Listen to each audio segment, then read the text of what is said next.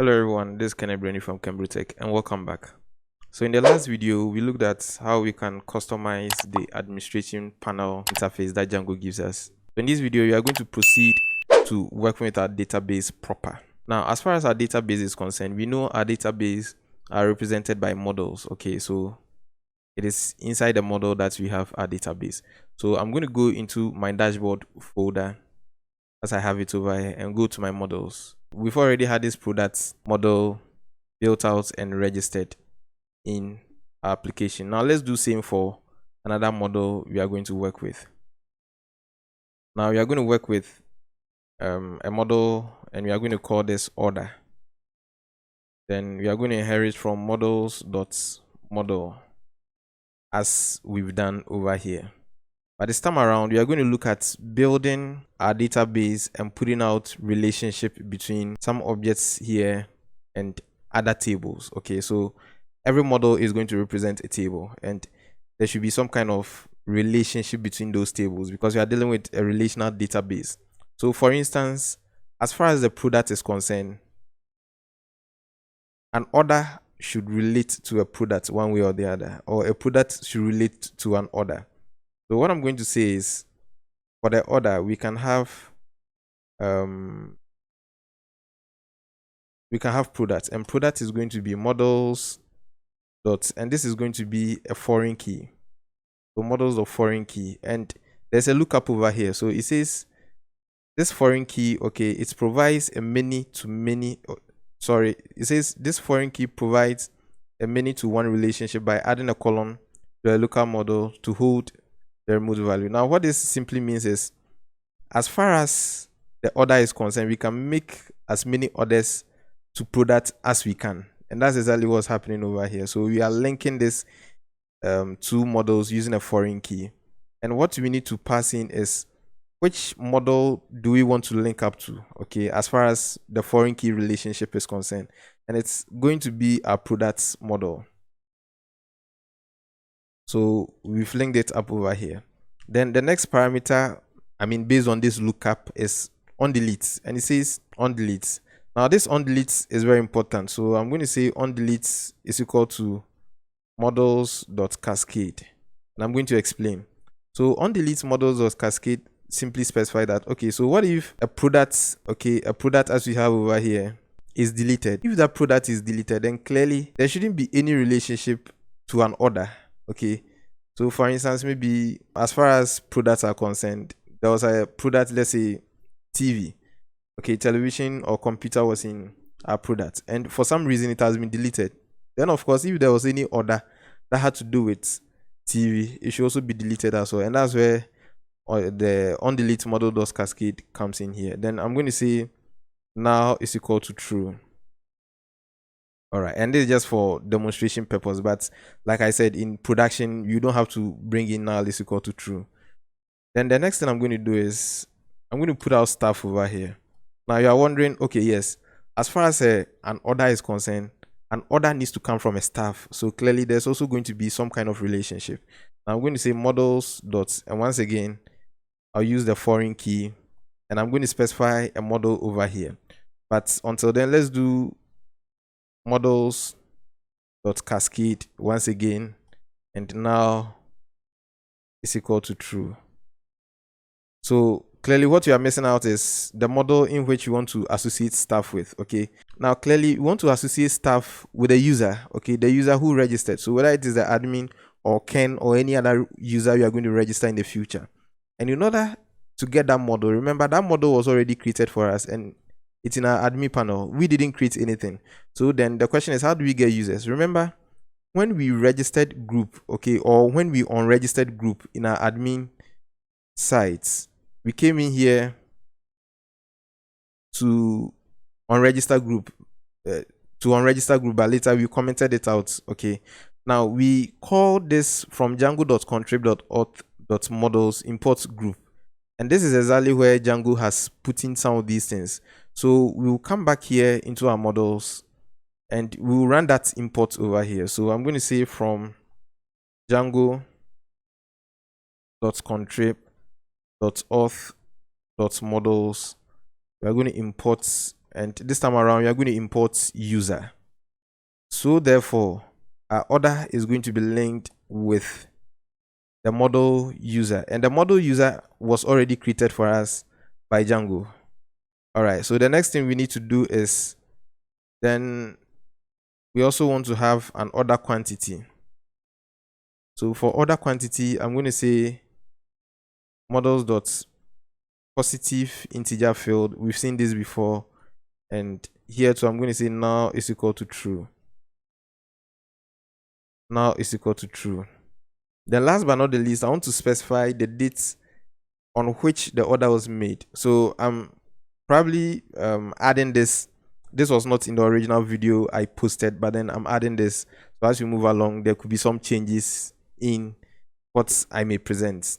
So I'm going to say date, and this time around we are going to do models dot date time field. So you are going to choose the date time field, and over here you are going to say auto now add, and we are going to specify true. So this simply means immediately that order is made, pick up the time and save it as the dates over there. So once again, we are going to define a string representation of this model. So we are going to do this, and it will take in a parameter self, and you are going to return, or you are going to put up a return value over here. And like I used to do more often, we are going to return a formatted string. So this formatted string comes in here, and you are going to pass in self dots, and we want to pass in the products. So we are going to do self.product. Okay, so we want to have a statement like the product. So let's say if the product was book, okay, book,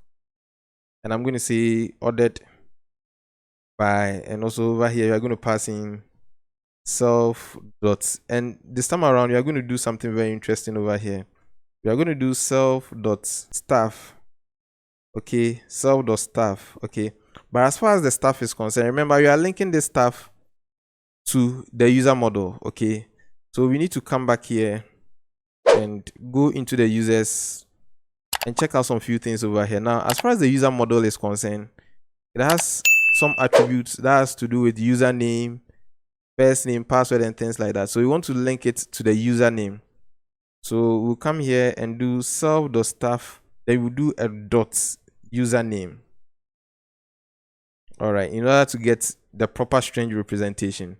So after doing this, I'll open up this terminal and run our migration. Remember, we've added some model over here, so we need to run some migration. And I think we have an issue over here. It says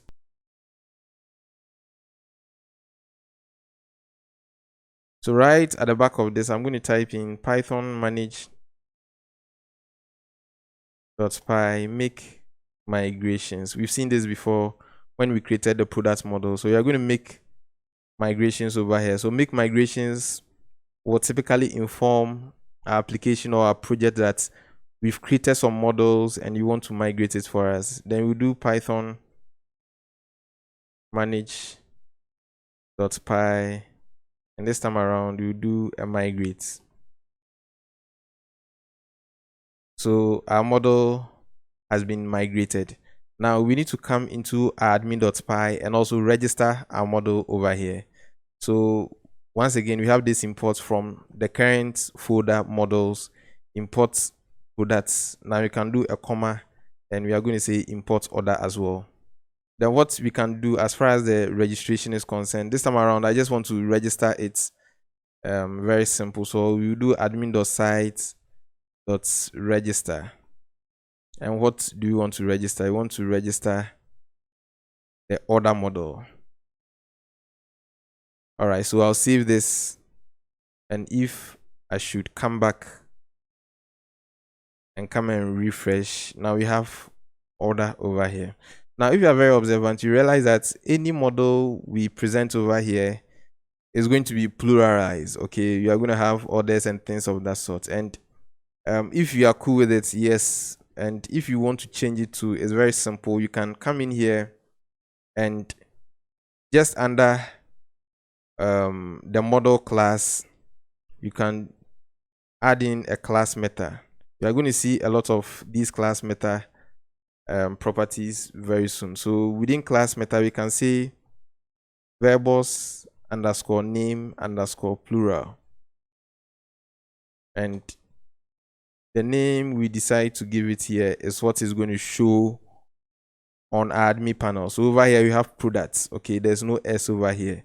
So when I refresh, we are going to see products over here. We can change this name to, let's say, staff products. When I save this, we are certainly going to get staff products over here. All right, so this is normally to get rid of the S that we see a lot. So I'm going to do products over here. Then I'm going to just copy this. So I'll do a Control-C, bring it over here, and over here. So I'm just going to do order. Okay, this is just for aesthetics. It doesn't add anything to our project. So when I refresh, we are going to see order and products.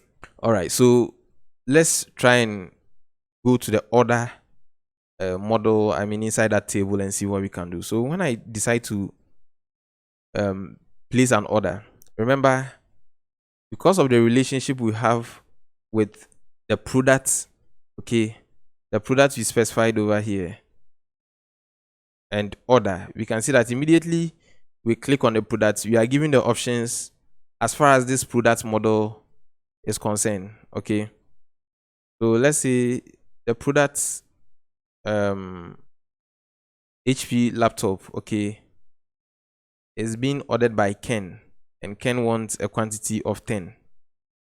And when I save this, now it says I have order object 1. Okay, so I think my string representation value is not picking up over here. All right, so I think what you are missing out over here is a double underscore over here. So when I save it back and I refresh, now we are getting HP laptop ordered by Ken. Okay, precisely the string representation value we want to return.